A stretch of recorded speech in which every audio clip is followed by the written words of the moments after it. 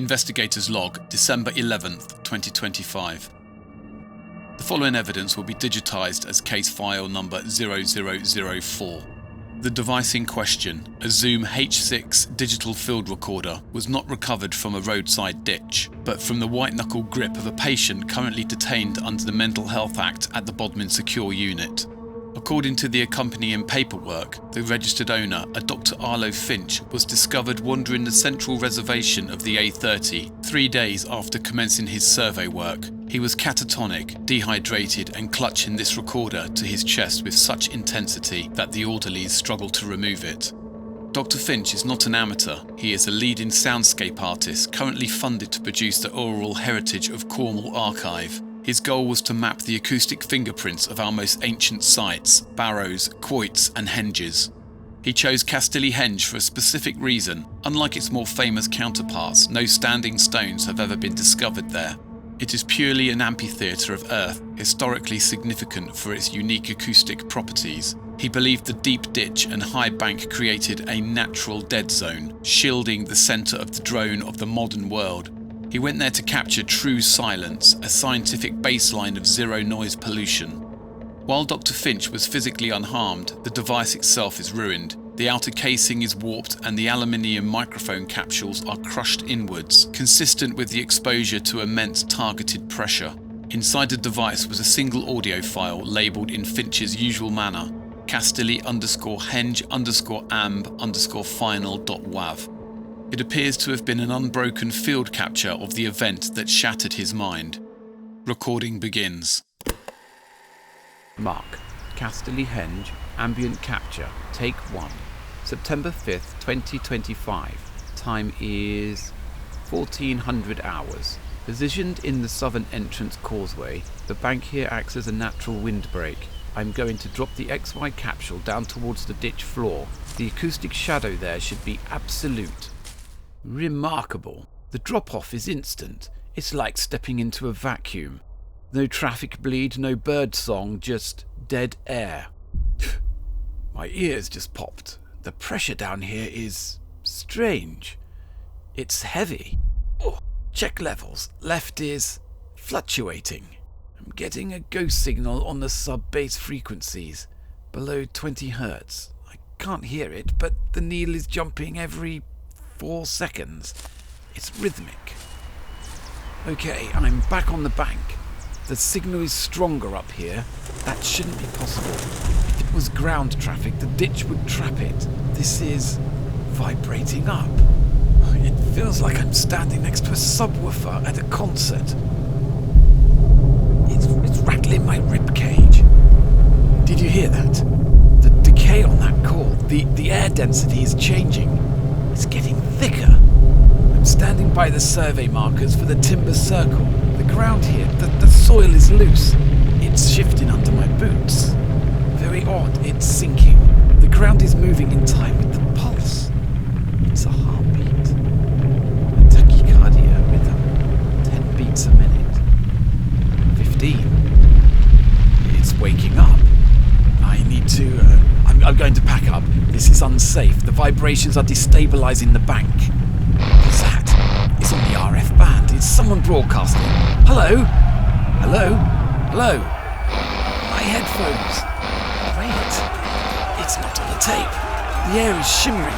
The mist is moving with intent. The mist is taking shape. You can see them. Shapes. Silhouettes. Their edges warp when I blink. Spears? Shields? They're not staying the same size. It's a hill. It's thumping out from the hill, like something is attempting to stand up. It's bleeding blood. My God. Oh my God. Look at the size of it. It's a war zone. They're fighting. They're being picked up and thrown. Thrown so far. He's ripping them apart. Cutting behind the leg. They're bringing it down. My recorder. No, my evidence. Got it. He's turning. He's turning towards me. They can hear me. Bloody hell. Bloody hell. He's falling. He's falling towards... No, he's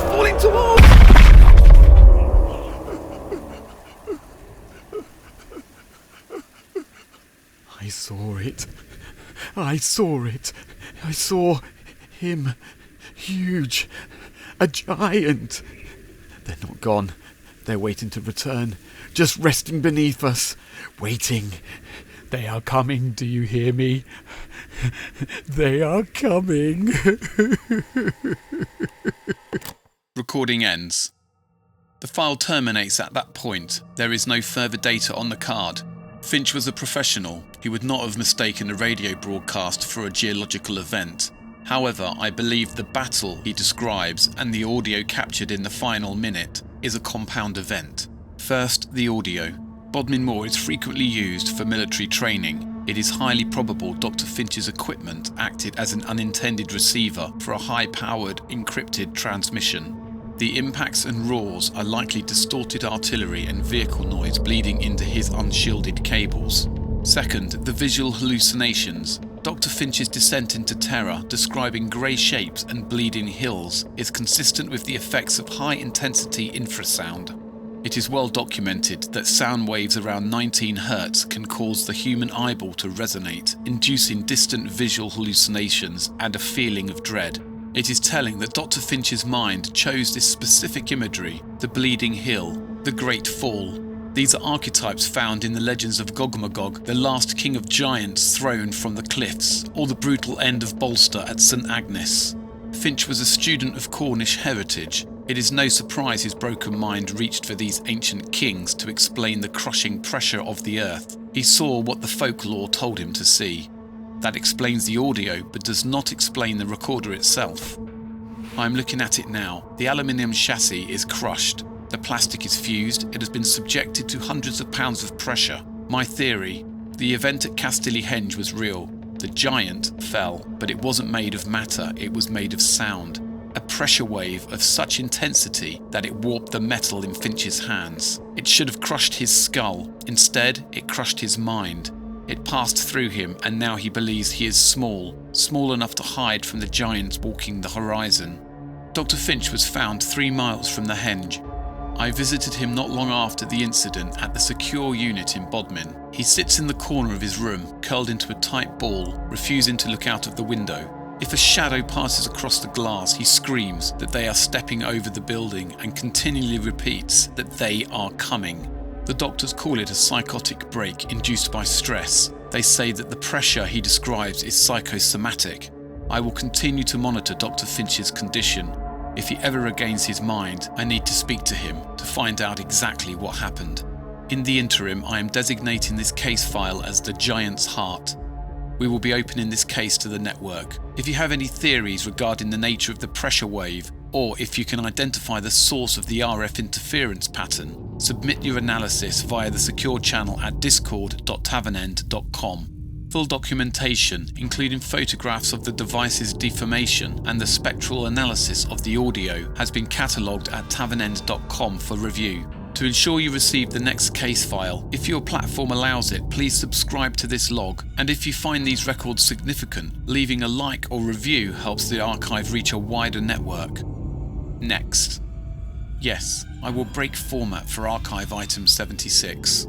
I have acquired the only surviving statement from the St Cleer police station fire of 1983, an inferno that was officially ruled instantaneous and unavoidable. The building's entire archive burned. The interview room tape fused to a single lump of glass. But one person walked out of that room alive, the stenographer. She dictated her account only hours later, before she too burned from the inside out in her own flat, without a flame in sight. The interview that ignited a station, the fire that chose its victims, and the voice that moved through the wires. End of entry.